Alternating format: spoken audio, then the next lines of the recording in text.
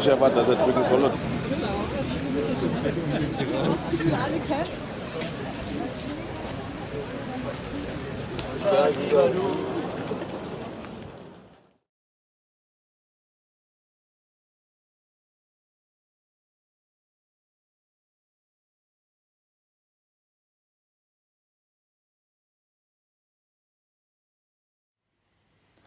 My name is Niels Harriet. I have a master and a PhD in chemistry, and I'm associate professor at the University of Copenhagen, and I have been so for almost 40 years. And I'm 65. I have published close to 60 peer-reviewed papers in the best journals, and currently I'm involved with research X-ray time-resolved spectroscopy on time scales of 1/1,000,000th of a second. This is very fast. About 3.5 years ago, I saw accidentally Building 7 going down on a DVD, which was a recording from Stephen E. Jones' lecture he gave on Brigham Young University. And that caught my attention immediately because, for one thing, I have never heard about this building before, and second, I couldn't understand what was going on because apparently it collapsed with no reason at all. So that, as a scientist, I'm trained to trying to understand what's going on around me, and I couldn't understand. And from that day, I have not had any free time because later on, I started looking into it. I started working on the local scene in Copenhagen, Denmark, and I got involved with a team of scientists, which also counts Stephen E. Jones, Kevin Ryan, etc. A total of 9 people, and in a kind of research investigating the dust from the collapse on south of Manhattan. And in the dust, we found what we characterize as unreacted thermitic material in the shape of some very tiny red-gray chips, which have different properties. Most importantly is they're still reacting, some of them, and in the reaction they produce molten iron, which is the prime indication of a thermitic reaction. And such a reaction can be used to destroy steel structures. Now, thermite is, in the old-fashioned thermite, is a mixture of pulverized aluminum and pulverized rust. And if you can get this mixture to react, which is not so easy, it produces tremendous heat, and this is what you call an incendiary. An incendiary is something which can be used to destroy something by the means of heat, while an explosive is something which acts with pressure. It knocks things apart. Now, the old-fashioned incendiary is not an explosive, but it is still used for military purposes for melting iron structures. What we have found is a modern version of thermite, which we call nanothermite, which is produced in a different way. It is not just 2 powders being mixed.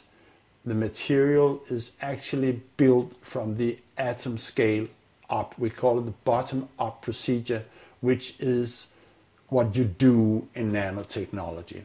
This has 2 consequences for the nanothermite, which distinguishes it from the classical thermite. First, the ingredients are much smaller, which means they are reacting faster and they are more easily ignited.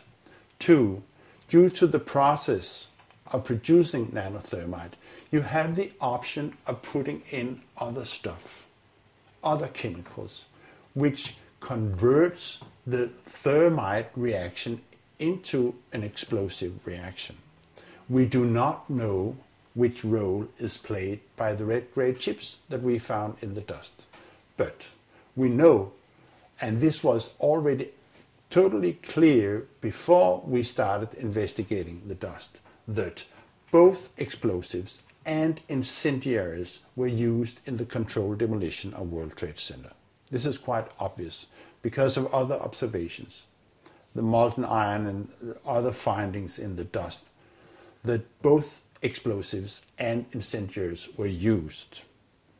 Now, where the red-grade chips fit into this picture, we do not know. There's been much speculation about this, in particular because the nanothermite is a very versatile material which can be used in different configurations, and people have even speculated maybe it was sprayed on the structure or stuff like that. This is what I call hypothetical blast scenarios, which we should not maybe go into here.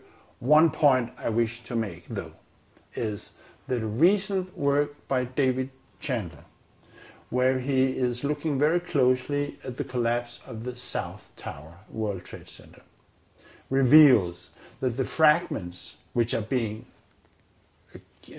which is coming out of the tower, obviously being kicked out by an explosive action, are rocket fragments.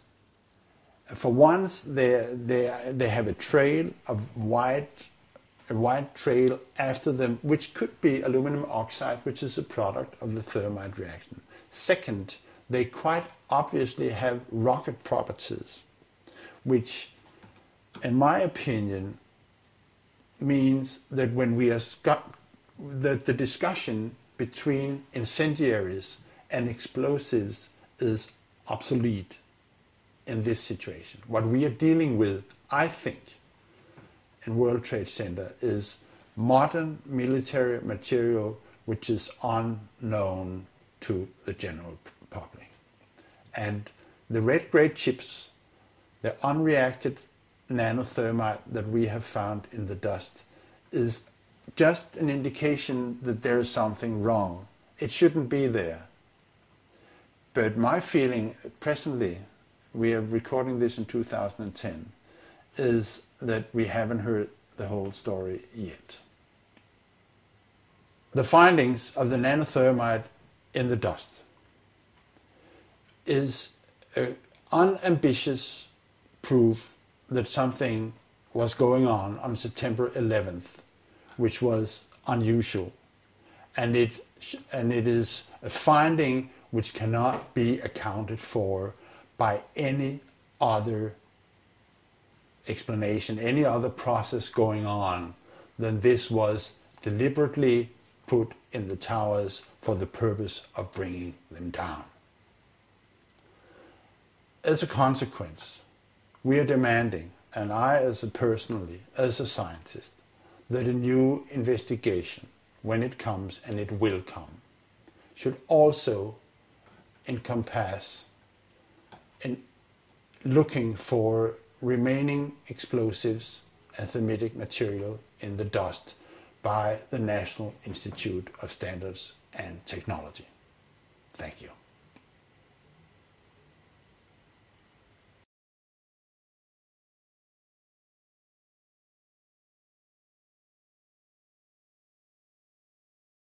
What's this other jet doing? What's this other jet doing?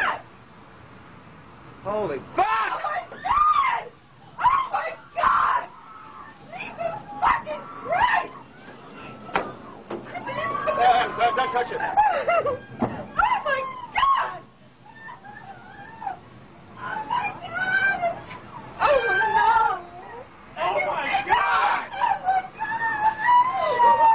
Oh my God! Take care of the...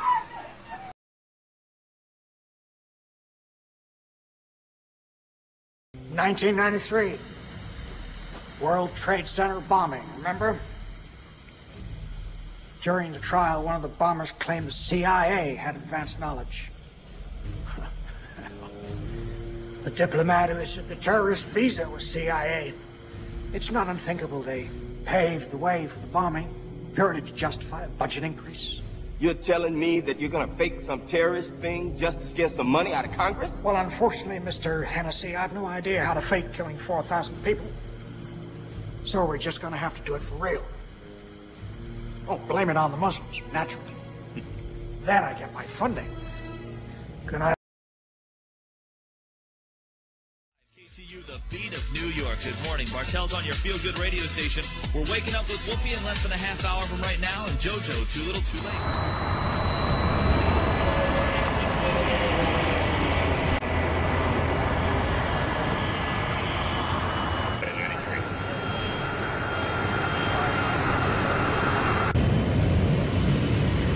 American Boston. Please listen very carefully. This is Amy Sweeney on Flight 11. We've been hijacked. 2 attendants have been stabbed. Do you have any idea where you're headed? No. People in coach think it's a routine emergency. How are the people who were stabbed? I'm not sure. Can you look out the window and tell us where you are?